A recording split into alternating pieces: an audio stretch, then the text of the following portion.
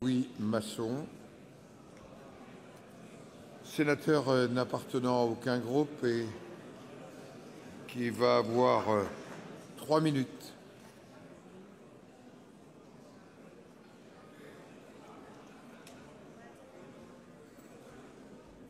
Vous avez la parole.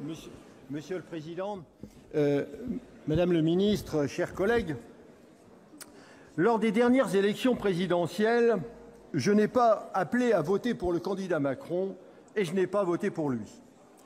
Contrairement à d'autres parlementaires, je suis donc parfaitement clair et cohérent lorsque je dénonce l'accumulation de mesures injustes et démagogiques. La suppression de la taxe d'habitation est le symbole même de la démagogie, puisque pour compenser les pertes de recettes, on augmente par ailleurs d'autres impôts. De même, beaucoup d'arbitrages se traduisent par une injustice tout à fait insupportable et en particulier les personnes âgées sont victimes d'un véritable matraquage fiscal. Les retraités sont délibérément ciblés par une augmentation de 3% de la CSG et par le gel de leurs pensions.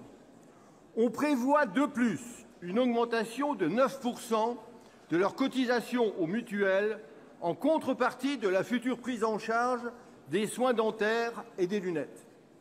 Enfin, M.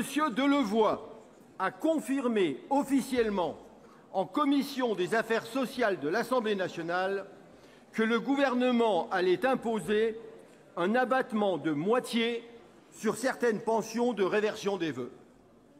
C'est cela la justice sociale selon M. Macron et selon son gouvernement.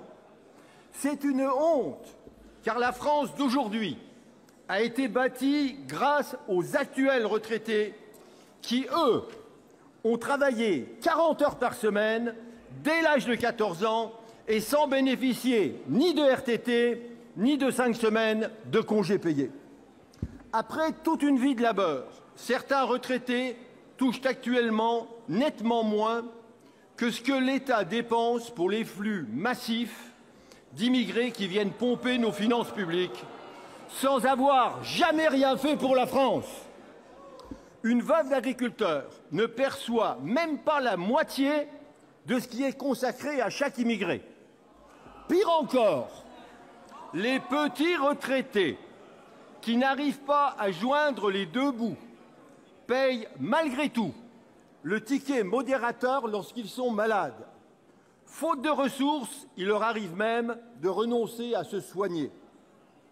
Les immigrés bénéficient, eux, de l'aide médicale d'État à 100%. Ils ne payent strictement rien, y compris pour les dents, pour les lunettes et pour les médicaments. Pour couronner le tout, à l'Élysée et au sein du gouvernement, on se moque de nos concitoyens en affirmant que le pouvoir d'achat des Français s'améliore. Il va falloir conclure.